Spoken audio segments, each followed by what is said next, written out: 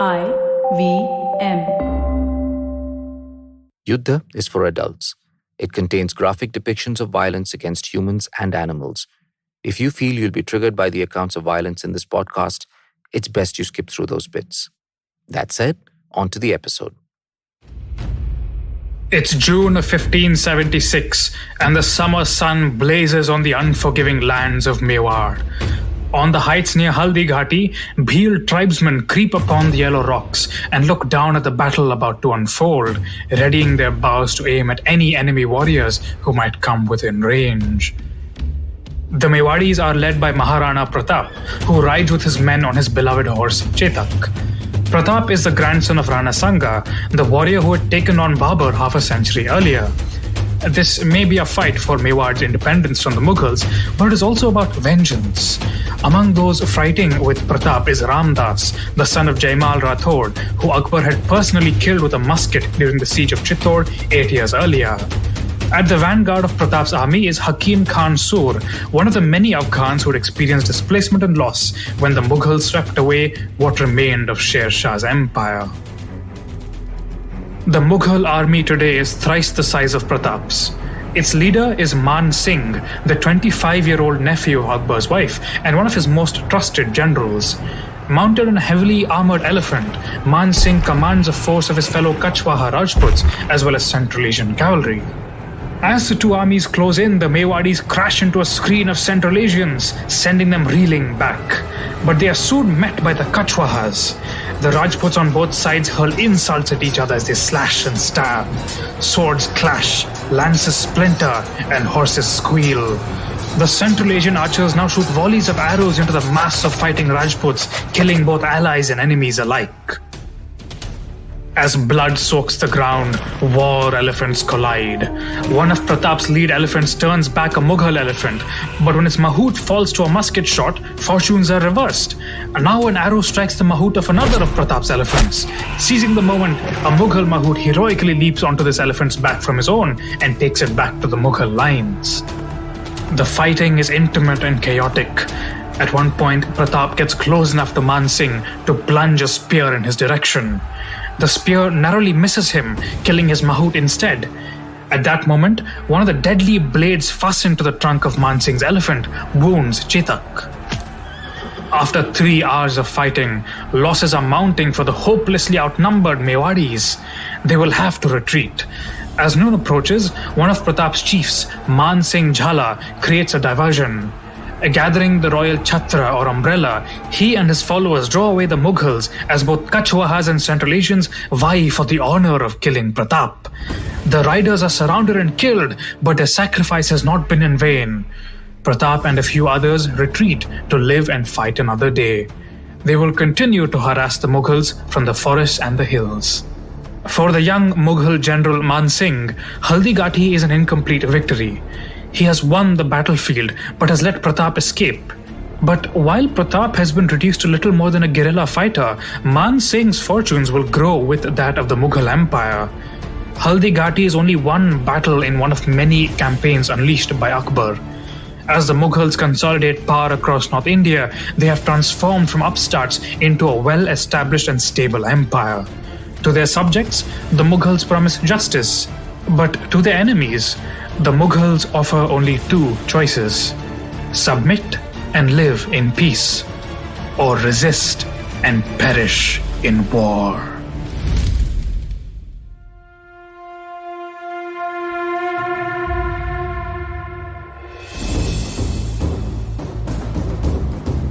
Welcome to Yuddha, the Indian military history podcast. In our last episode, we'd seen how the Mughals had returned to the subcontinent with a vengeance. We'd followed Akbar as he had consolidated his power, as he co-opted some Rajputs while turning on those who resisted in the sieges of Chittor and in Ranthambore. Those roughly 2 decades between the Second Battle of Panipat and the Battle of Haldighati were transformative. Though Akbar could not have known it at that time, the fight in Panipat against Hemu was the last existential battle the Mughals would fight in nearly 2 centuries. Here on, the Mughal Empire would rapidly morph from this Timurid warband into an increasingly complex bureaucracy of an empire. In the 8 years between Chittor in 1568 and Haldighati in 1576, Akbar had been busy. He had turned his attention towards Gujarat to the west and to Bengal to the east. Incorporating these provinces would consolidate Mughal power over northern India. Akbar's campaigns in Gujarat once again proved both his diplomatic acumen and his propensity to lead from the front. In 1573, when he'd learnt of a fresh rebellion in Gujarat, he had led a cavalry force of something like 3,000 men over 800 kilometers in just 11 days, surprising his enemies in Ahmedabad. In these campaigns, Akbar also put himself in personal danger in ways that his son and grandson would do far less often. At one point in Gujarat, he was surrounded by 3 enemy cavalrymen and had to be saved by his brother-in-law, Raja Bhagwan Das, who lanced one of the enemies and drove away the remaining 2. Also, at Khambat, Akbar came to Land's End, gazing out into the Arabian Sea. We are told even taking a brief tour on a ship and meeting some local merchants. Akbar was only the second Timurid after Humayun to see the oceans. For us, looking back more than 400 years later, it's one of those moments that's obviously symbolic of how far this aristocratic family had come from its roots in Central Asia to the shores of the Arabian Sea. Now, the Mughal Empire would also reach the shores of the Bay of Bengal. In Bihar and Bengal, Afghan strongmen from the old Sur Empire had tried to reassert themselves again. Here, Akbar was more willing to delegate. He led the capture of Patna, which could be used as a forward operating base, and then entrusted the pursuit of the Afghans to trusted generals like Todar Mal. The remnants of this Afghan power would be shattered at the Battle of Tukra in Bengal in 1575. And at least part of the reason for this victory was Todar Mal. Before the battle, he cleverly avoided a likely ambush by the Afghans in nearby forests. Instead, the Mughals hacked their way through a circuitous path in the jungles. And part of the reason for the Mughal victory in that chaotic fight was that Todar Mal and his men withstood an Afghan attack and then pounced on them when the Afghans were vulnerable. It's at roughly this time that it feels like the Mughals are at their apogee. For our convenience in this episode, we'll be looking at this roughly 80-year period between the Battle of Haldighati in 1576 and the rise of Aurangzeb in 1658. This period encompasses both Akbar's later years, as well as the ascension of his son Salim or Jahangir in 1605 and his grandson Khurram or Shah Jahan, who ruled for 30 years between 1628 and 1658. Now, this period is quite familiar to most of us. Most of us know of Akbar, Jahangir, Shah Jahan, the stories of their families, their family feuds, and so on. Enough of our listeners would have seen movies or read novels about them. Many have visited the great palaces and tombs of these emperors. What Anirudh and I will try and do over the remainder of this episode is to get a sense of how the Mughal military machine was put together in this period, how the commanders selected, how were soldiers recruited, how were they paid, who chose to sign up for military service with the Mughals, how did the Mughals organize the defense of their empire. Now, the Mughals stored details of how they accomplished all this in mountains of paperwork. Unfortunately, most of these Mughal archives were lost to wars and to neglect. However, the Mughals were a relatively recent empire, and historians have pieced together some details of how it actually functioned using written works and surviving documents. Before I hand over to Anirudh, I also want to quickly provide some context. The Mughals were not unique in the early modern world. 2 other Muslim dynasties, the Safavis of Persia and the Ottoman Empire, also thrived during this period. The Mughal project of state building also had parallels in both the Ottoman polity and in European states. This was a period in which Europe was going through a remarkable flowering that resulted in both great artistic and scientific achievements, as well as the export of violence. The Portuguese had arrived on the Malabar coast a full generation before Babur had made his way into Hindustan. The Portuguese took Goa from the Adil Shahis in 1510 and had been eyeing Surat and Gujarat around the time that Humayun was being driven into exile some 30 years later. In 1521, the Spanish conquistador Hernan Cortes overran the Aztec Empire in modern Mexico. And in 1532, less than 2 years after Babur died, another conquistador, Pizarro, captured the Incan emperor Atahualpa. I'll also mention that at this time, Europeans were engaged in a series of religiously tinged conflicts, both between Protestants and Catholics and between Catholics and Muslims. In 1571, just 3 years after Chittor, the Catholic Holy League defeated an Ottoman fleet in the Battle of Lepanto off the Greek coast. One of the combatants of that battle was a man named Miguel Cervantes, who would later write the irreverent novel Don Quixote that mocked aristocrats. And in 1588, a Spanish armada set out to facilitate an invasion of Protestant England, only to be badly defeated by the upstart English Navy. On New Year's Eve of 1600, around the time that Shakespeare was writing Hamlet, the English East India Company was formally founded, followed soon after by the Dutch East India Company. Europeans at this time were on the move, both figuratively and literally. Many were visiting India. These men were not Galileo Galleys or Francis Bacon's. They were men of religion or simply opportunists. The accounts that they've left behind are full of problems, but are nonetheless fascinating and will often feature in the rest of this season of Yuddha. But while these European accounts provide us insights that only outside observers can, they're of limited use in understanding the administrative apparatus that made the Mughal Empire work. This is because India was also experiencing the same pressures of the early modern world and was in many ways every bit as modern, or perhaps the most modern part of the world at this time. You had much fewer religious conflicts. You had large polities being developed, like the Mughals. And the Mughals had very clear centralizing tendencies that had clear parallels in Europe as well. Perhaps the most famous aspect of this Mughal centralization is the Jagirdari or Mansabdari system that most of us who've studied in India have had to mug up in school. But let's try to take a step back and kind of move from this 10,000 foot above the 16th century worldview that Aditya has been showing us to a more kind of intimate view of how really the Mughals went about this business of empire building, right? One thing that we touched upon in the previous episode was that Akbar's successes were by no means inevitable. There were so many things that could potentially have gone wrong. There are so many things that could have led the Mughal imperial enterprise to absolutely blow up in Akbar's face. But due to a combination of long-term factors that had been happening in North India up to that point, including, for example, the fact that military labor markets, which had hitherto been dominated by military entrepreneurs, generally of pastoralist, quote-unquote, Rajput descent, had kind of been broken by powerful qualities such as that of the Surs. We had seen also that the Surs established a very powerful revenue apparatus that they managed to substantially kind of break the power of various landed zamindars and kind of create a centralized state that could extract revenue from vast swathes of the Gangetic plains systematically. And we also saw that Sher Shah, as a ruler, had really innovated in terms of forcing the nobility to work with him. Sher Shah is a man who, as we said, was the grandson of a horse trader, and nevertheless finds ways to overawe his contemporaries who come from much more aristocratic backgrounds. He finds ways to really build up the loyalty of his soldiers. He finds ways to be a vigorous, quote-unquote, chief executive who is personally responsible for everything from deciding what salaries are going to be paid to his soldiers, to even training his soldiers, all the way up to like his very death, where he's actually participating in the storming of a citadel, which leads to his death in a hand grenade-related accident. And Akbar is really, I think, in a lot of ways, a man who is cast almost in Sher Shah's mold, except that he is extraordinarily lucky in terms of the kind of political scenario that he finds himself in.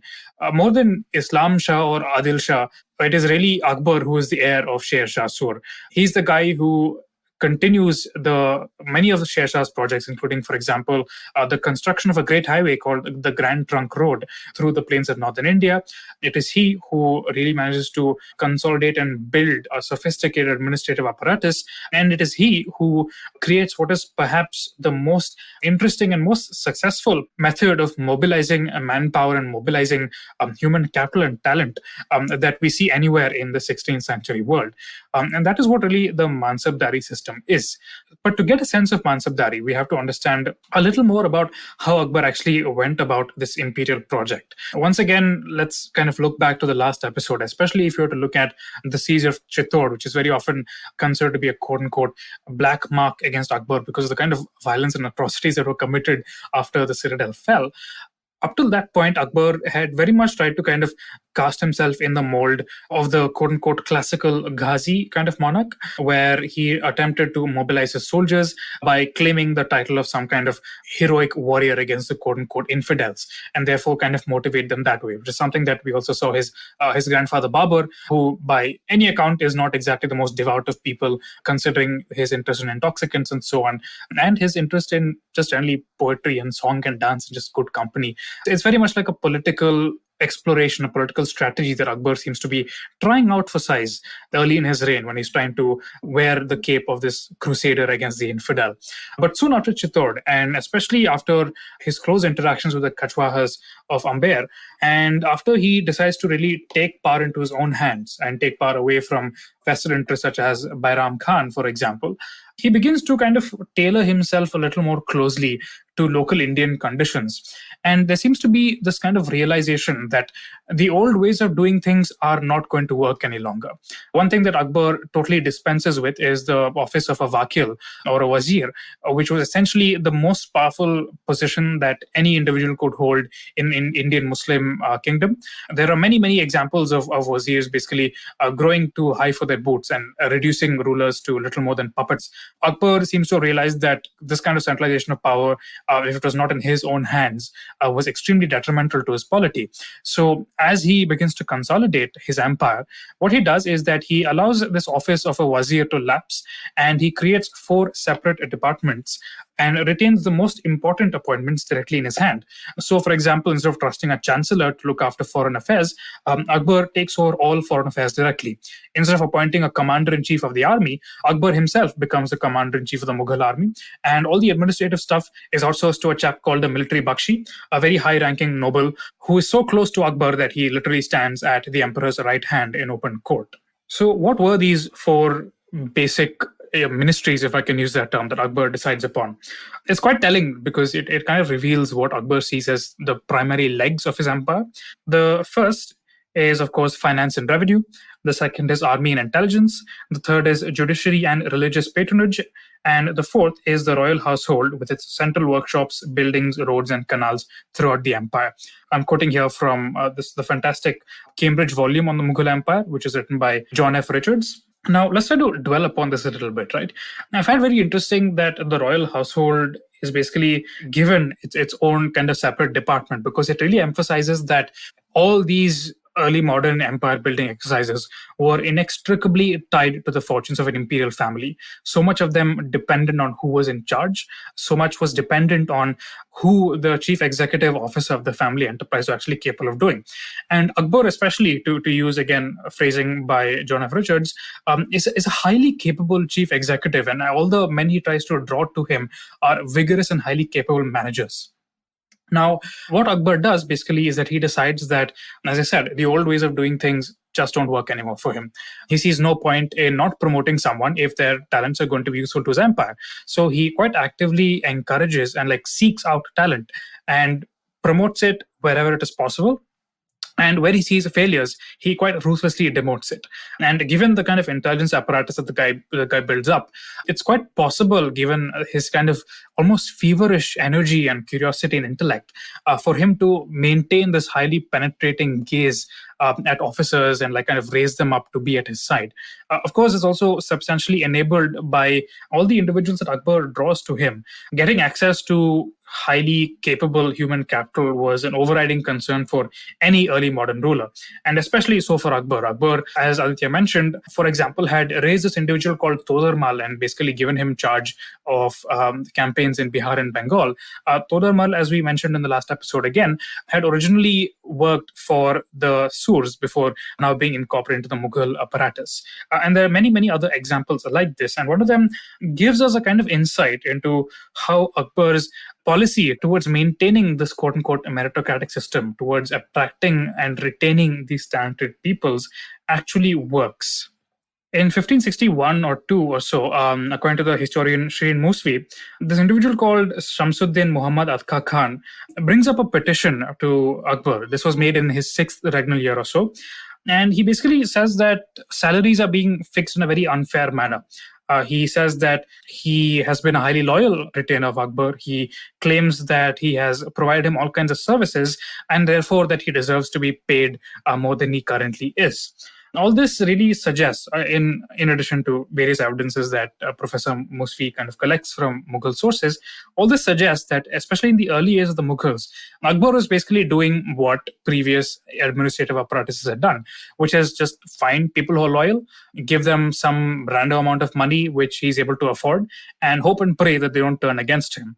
But by the 11th year of his reign, things begin to change. About 1566, 1567, Akbar tries to kind of fix the military obligations of these nobles. He says, okay, depending on the land grants that each of you nobles have, you are required to provide a certain amount of horsemen and so on to be available at my personal command whenever I need them in my empire. And then about 7 years later, he begins to realize that this doesn't really work. Because if you're going to be giving out these massive tracts of land to nobles and hoping and praying that they're not going to get uppity and decide to overthrow you, then you're essentially, being rather silly in the 16th century world. And so he decides to start up a new system where he institutes numerical ranks for these nobles. And these numerical ranks basically tell them the number of horsemen, elephants, beasts of burden, carts, and so on that they are expected to make available to him. And in return for that, he is going to give them a particular amount of money, or he's going to give them rights to a particular bit of land, but they only get to collect revenues from that land if they actually show up with all these animals. If these animals meet the regulatory standards that have been set forward by Akbar and his officers, and then receive the imperial brand. This is very interesting to me because it kind of shows you that Akbar seems to have been aware somehow of Sher Shah's system of making sure that nobles didn't rip him off, and is now kind of adapting that to his own system. By his 40th year, things start to get really interesting and really approaches the classical, quote unquote, mansabdari system that we are most familiar with today, where basically Akbar realizes that, okay, even if I give these guys a numerical rank and tell them that they have to maintain these number of troops, not all of them actually have the financial or administrative capabilities to actually do that. And so he separates the rank that is given to a noble, which is called the zat, from the sawar rank, which is the number of horsemen that they're expected to provide. Now, the zat basically determines the salary that you're eligible to receive from the imperial treasury. These salaries tend to be absolutely lavish. The whole idea being that Akbar wants to make sure that his officers are incorruptible, that they have no reason to be greedy, and that they will be loyal to him at all costs. The second thing kind of reveals that Akbar is now being a lot more pragmatic. He has a much better understanding of the kind of agrarian resources his empire is able to summon. He has a better understanding of the kind of military labor dynamics that his nobles can tap into. And based on that, and also the individual capabilities of his nobles, he is determining how many soldiers they're actually going to be providing to him.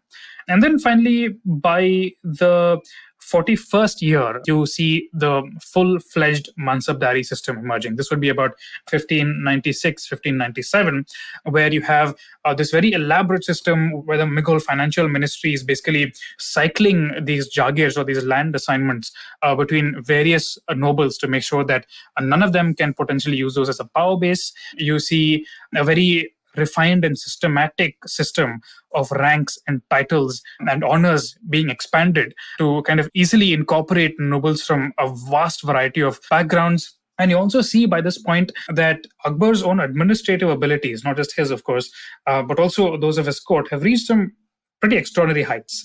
Andrew de la Garza, whose fantastic book on the Mughal military machine we have been using quite extensively through the season, mentions that Akbar's ministers, and I quote here, compiled voluminous rules and regulations for both regular and mansabdari troops. The mansabdars' specific obligations only just began with the number of men they provided.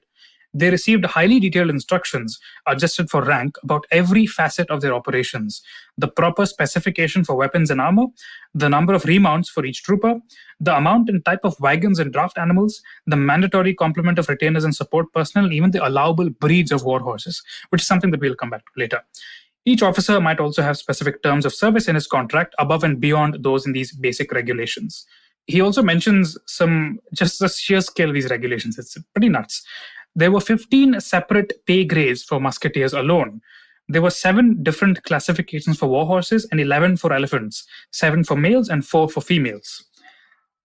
It's all a very interesting system. You can really imagine that a lot of this really could not have happened if not for the kind of mind that Akbar had and the kind of talent that he was able to retain through it. Because if resisting the Mughals meant that you were going to be blown to smithereens sooner or later by this vast army and this financial apparatus that was basically monopolizing everything that North India had to offer, versus getting into a system where your caste, your birth, your aristocratic lineage didn't matter as much as your talent, and that you would get paid ridiculously lavishly, that you would have interesting and challenging work. We have examples of Akbar's officers who really transcend our expectations of what an imperial aristocrat is supposed to look like. These guys are entrepreneurs. These guys are military men. These guys are extremely capable administrators.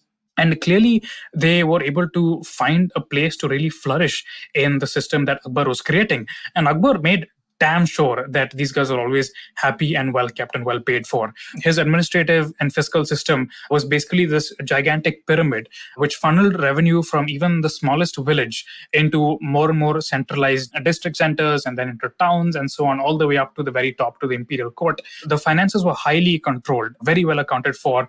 You had multiple different systems. You really had a form of separation of power where, for example, local governors would not have control over the finances of their own district, and they would not have control of the military either. Instead, a financial officer in the district would be responsible directly to the finance ministry in the imperial court. The military officer in that district would be responsible directly to the military office in the imperial court, above which Akbar sat like a hawk watching the operations of this vast agglomeration of human beings and kind of directing it with this highly energetic, highly capable, and of course, highly ruthless hand. Anirudh, when you talked about Akbar being this highly effective and capable monarch who kept an eagle eye on everything, we must ask ourselves what enabled this. And the answer is very simply that India was, as scholars describe it, an information society par excellence. This was a society in which a highly developed intelligence system could provide monarchs with up-to-date information. Everything from personal gossip to who's marrying whom were gathered at source and funneled down this information system, often at great speed. Once these dispatches were brought into court, they would be read out openly, they would be copied and distributed. These dispatches were fairly unvarnished, and they provided a broad picture of both the positive and negative qualities of the nobles, for example, who were being described. And this is just one of the ways in which India at this time was actually more advanced than Europe. It was also more advanced in the way in which trade could move so freely across the Mughal Imperium. The Mughals had secured the defense of the heartland of their empire in Hindustan through a series of carefully thought out fortifications. The core of this defense was a quadrilateral of 4 cities: Lahore to the west, further to the south, Agra, Ajmer once again to the southwest, and Allahabad or Prayag to the east, straddling the conjunction of the Ganga and the Jamuna rivers, the Doab. So this was a carefully thought out system of fortification that secured the core, the heartland of the empire. And in a sense, snaking out of this quadrilateral was a series of more minor fortifications, Chittor and Ranthambore, for example, to the southwest, and Patna to the east. This defense not only allowed for trade to move untrammeled through the empire, it also provided the empire with the ability to move offensively, because once your heartland was secured, it was not such a big deal, for example, to move an army in one direction, worrying about a threat coming in from another direction, because the core of the empire was so well protected at this time. Now, the one wrinkle in this brilliant system is the fact of the military labor market, which Anirudh and I keep bringing up. And, Anirudh, we have discussed this over the last couple of months offline as we prepared for this season. And at the core of this challenge is the fact that the farmers, who were the most productive part of society and effectively paid the bills for everyone else, were also heavily armed. Perhaps something like 10% of all peasants were armed, and they formed the core of the military labor market in India. And by their very presence, they both increased the power of the empire in some ways and also placed limitations on its authority at the same time. Much of our understanding of this military labor market comes from the pioneering work of Dutch ontologist Dirk Kolff and his later collaborators like Jos Comens. Anirudh has gone into the origins of this military labor market, so I'm not going to belabor that point. What I'll talk about is simply how it was viewed in Akbar's own time. The court chronicler Abul Fazl wrote about this in the Akbari. He describes a military census that was carried out sometime in the 1590s. Firstly, it's significant that such a census of military labor was considered necessary, and it was even possible to carry out, and that says something about the state capacity of the Mughals. Now, while there were undoubtedly many limitations to the census, the numbers that it provides are absolutely remarkable, because according to Abul Fazl in the 1590s, the empire had 342,696 horsemen and 4,039,097 foot soldiers. More than 4 million potential fighting men and more than 340,000 cavalrymen. It's difficult to imagine all of that concentrated in one place. The mind cannot even comprehend how vast that number is. And the fact that the Mughals were able to tap into it with this mansabdari system in whatever way, shape, or form, it just gives you a hint of just how vast the resources that Akbar has at his disposal are. It's something that would have been absolutely unimaginable to his grandfather Babur when he first entered Hindustan. Absolutely. It does boggle the mind. And my own suspicion is that it's actually probably an underestimate. But let's just be clear that this is not a count of the total number of soldiers in the army. It's just, like Anirudh pointed out, the number of combatants who are potentially available for recruitment. Going by Abul Fazl's numbers, it would seem like something like 10% of the entire population of the Mughal Empire was armed in some way, with bows, with lances, with muskets. And this is especially so in North India, which is probably one of the most heavily armed societies in the entire world at this time. One anecdote really brings this to life. An Englishman named Peter Mundy was traveling between Surat, Agra, and Patna in around 1632, and he hired a convoy of 25 armed men during just one part of the journey. Now, the caravan that he was part of had 440 armed men, including Jats and Baluchis. At one point, the Baluchis and their friends clashed with the Jat party. One Baluchi died. We also learned from Peter Mundy that the Jats tended to be musketeers, while the Baluchis were archers. Now, when I say Baluchis, it's a bit like saying Afghans. The Baluchis are not necessarily somebody who just came from Baluch lands the other day. Most of these Baluchis would have, in fact, been people who settled in Gujarat many generations earlier, but formed a distinct community there nonetheless. Now, getting back to what this means, any convoy or any nobleman traveling even in the heart of the empire, protected by this amazing quadrilateral of fortifications, still needs to have a body of armed guards around. There's one document from the 1650s that describes how peasants in the Agra area often resisted tax collection, and those who drove the plough, as the account describes them, always kept a banduk or a musket slung over their necks with a powder pouch secured to the waist. You get a very similar sense of this from the Venetian Niccolo Manucci, who talks about how in Akbar's times in Mathura, you had peasants defending themselves from tax collectors. And according to him, quote, the women stood behind their husbands with spears and arrows. When the husband had shot off his matchlock, his wife handed him the lance while she reloaded the matchlock, unquote. And this is what military labor looked like through much of North India. And there's evidence that the Deccan was also following suit. Now, what's obvious to us is that this military labor, these armed peasants, are a source of military power for the Mughal Empire, but it also makes governing very difficult. There's no monopoly of state violence over here in such a heavily armed, in a sense, gun-crazy society. See, this is something that is not very often talked about when people think about the Mughal Empire or just generally any gunpowder empire, right? There's a tendency to think that the peasantry are some kind of hapless individuals who are having these muskets shoved down their barrels and who are being forced to pay enormous amounts of tax, which kind of strips them of so much of the agency they had over this time. These individuals fought back against the state, and very often they were quite successful at doing so as well. If we were to leap a few generations ahead of Akbar, there's actually a very interesting example, especially in the reign of his great-grandson Aurangzeb, where you have multiple rebellions by individuals who just don't freaking want to pay taxes. The Satnami rebellion is one very interesting example, though of course we'll hopefully get into that in a little more detail later. But the point that I think is worth kind of dwelling on here is that as successful as the Mughal military machine was, as expansive as its state capacity was, it was still not a very easy task to create a centralized state in the 16th, 17th, and 18th centuries. And I hope that also helps situate the centralized bureaucratic apparatuses that we live in extremely, extremely sophisticated and centralized autocratic states, if I could use that term. A Mughal emperor would have killed to have the kind of control over a population that a modern Indian prime minister does. Absolutely, Anirudh. The 18th century, which is often thought of as this anarchic century in Indian history, in a sense only amplifies the trends that were already present in the late 16th and early 17th century. There's a Jesuit account from the 18th century which describes how a zamindar would, as he accumulated power, set up these cannon-resistant walls with bastions and have hundreds of matchlock men at his disposal. This would have been much more difficult to do in the late 16th and early 17th century. But the very fact that it was potentially possible changed the way that the Mughals naturally had to think about state power. Again, going anachronistically about this, I'm tempted to quote Rudyard Kipling from the late 19th century, who in his poem Arithmetic on the Frontier lamented on how Afghanistan's natives could kill highly educated British officers with their jazelles or muskets. And the lines from Kipling go, a scrimmage in a border station, a canter down some dark defile, 2,000 pounds of education drops to a 10 rupee jazile. So this is a sentiment that no doubt some unfortunate aristocrats in the Mughal era would have definitely shared. Now, one thing we should think about is, how did you choose to join the military labor market? Broadly, you could go seasonal or you could go full-time. Even today in India, there are both seasonal and full-time migrants. Migrant workers from rural India typically go to the cities sometimes between the sowing and the reaping season, while others may be away for several years to come.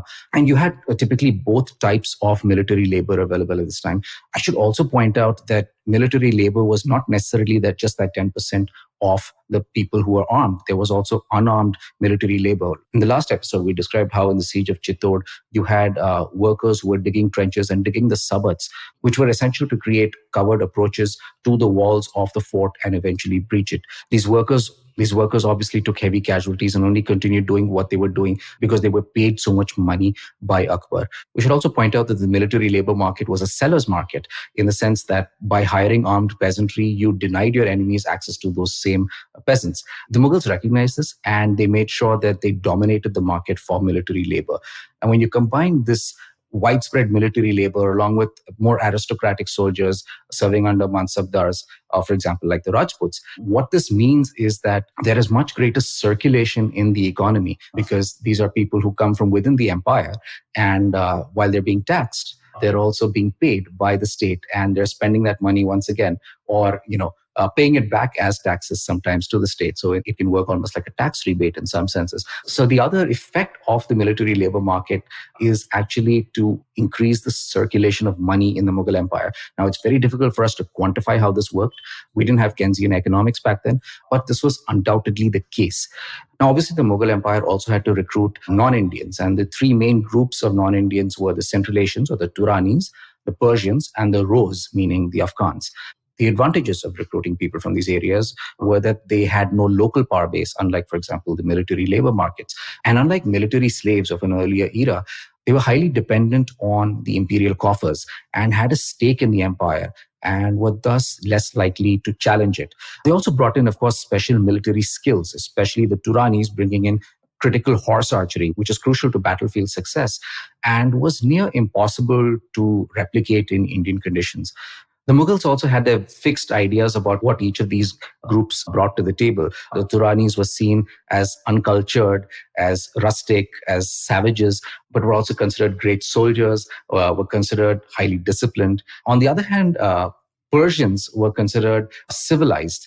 And while these were not necessarily always people who would fight on the front line, they were seen as cunning and ease-loving, which meant that they made for good administrators, that they made for good officers in a Mughal army.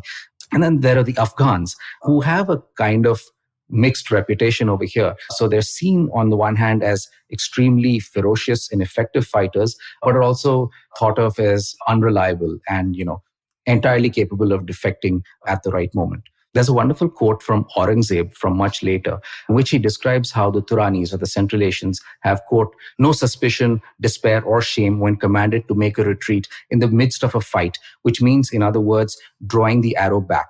And they are 100 stages removed from the crass stupidity of the Hindustanis who could part with their heads but not leave their position, unquote. Now, Aurangzeb is being terribly mean here, and it's not lost on us that this man has a lot of Rajput blood flowing through his own veins. So he does acknowledge that the Rajputs are crucial because their ability to withstand an attack is very useful. And so, as he puts it, you should, quote, confer favor on this race because on many occasions these men can do the necessary service when no other race can, unquote.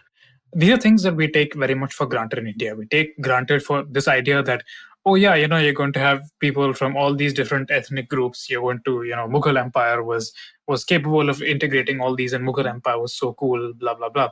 But really, really think about how remarkable and unique all these things are in the 16th and 17th century worlds. We are talking about what is essentially a highly cosmopolitan, perhaps even globalized society with extremely sophisticated information generation, circulation mechanisms, has considerable tendencies towards meritocracy that, again, this is something we'll probably get into a little later, perhaps in another episode, that is so connected to the outside world that it is really the juggernaut of international trade. And we're talking about a state structure that is so prevalent that it is able, for the first time perhaps in the history of the subcontinent, to undertake a vast survey of the military labor that is available at its disposal. These are extremely remarkable things. And as Aditya had touched upon a little earlier in this podcast, it kind of tells you that the Mughal Empire was by far, or really, I would say the Indian subcontinent this time, was by far the most quote unquote modernized part of the world. All these features, cosmopolitanism, globalization, state capacity, information societies, meritocracy, all these things that we very often like to think of as uniquely modern, quote unquote, westernized features of the world, were very clearly present in India in the early modern period. And the loss of many of these things is something that is probably going to be the subject of a lot of debate as Yuddha progresses. But we'll come back to that when we come back to that. Another point that I find a little interesting and isn't really strictly relevant to the conversation or the theme we're exploring is the fact that we always use regnal names while referring to Mughal rulers after Akbar, generally. We call him Akbar, not Jalal. We call his son Jahangir, not Salim. We call his son Shah Jahan, not Khurram. But we call his son Aurangzeb, not Alamgir. I just find that a little interesting. And perhaps we will get into it later because as you all know, Aditya and I do not really like black and white portrayals of historical figures. They're always much more complicated than they seem. And I find this quote from Aurangzeb/Alamgir interesting because it shows you that this guy is such a capable commander. He understands very, very well the strengths and weakness of his troops, and he knows precisely where to apply them on a battlefield. One thing I find especially interesting is just how much of an institution the Mughals become in India, right? It is, for better or for worse, the Mughals absolutely dominate our understanding of Indian history today. And up till the 19th century at least, it seems that our ancestors could not really conceive of at least a North India where a Mughal emperor was not sitting on his throne in Delhi. And you really have to ask yourself, how did this happen? Because what really goes into creating an empire is not just military predominance. It's culture. It's about changing the way that people think about your polity, your dynasty, and making yourself a fundamental bound, as it were, of what they believe is possible in their worlds. And the Mughals did this in a way that almost no other early modern Indian dynasty did. The Mughal emperors were essentially considered to be semi-divine figures on earth. They were far removed from their subjects, but at the same time, they were seen as dispensers of justice. The Mughal state had a presence in like most towns, even really small ones in northern India. If you had a problem with your local tax collector, you technically at least had the ability to take it to a Mughal administrative apparatus that could, again, technically, actually forward it all the way up to the imperial court itself.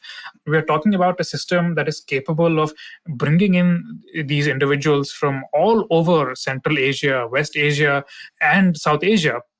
And somehow, despite the enormous variety of religious and cultural backgrounds, is able to make the Mughal emperor the primary source from which honors and rewards are flowing for all these individuals. And somehow, these guys who, just like a few generations ago, like even during the time of Sher Shah, would have absolutely refused to bow down to any Padshah, any kind of overarching emperor, somehow do this for the Mughal court. And again, it's worth kind of briefly dwelling on why. Because if you look at the way that the Mughal court itself was organized, the kind of space of the Mughal court itself, the way that the emperor was exalted above all others, the way that nobles were forced to essentially accept this position in a hierarchy that which, while it exalted them above all other subjects of the Mughal emperor, always subordinated them to him, to the point where the Mughal emperor was an object of fear and reverence to these guys. And they would literally have to stand guard alongside their troops over the Mughal emperor while he slept. Every week there was a roster of these nobles that would be rotated, for example. And you can really imagine how this presence, this institution of the Mughal throne, and the power and the wealth and the reverence that it commanded, especially when it was replicated across generations through Akbar, through his true heir, I would say Nur Jahan, through Shah Jahan, and then finally through Aurangzeb, could leave such a profound mark on generations, not just of aristocrats, but even of peasants, to the point where, as I said, in the 19th century, when it seemed that there was an opportunity to get rid of this new power that had entered the Gangetic Plains, that the primary figurehead that everybody thought of, whether they were Hindu or Muslim or Rajput or Afghan or whatever, was the Mughal emperor in Delhi.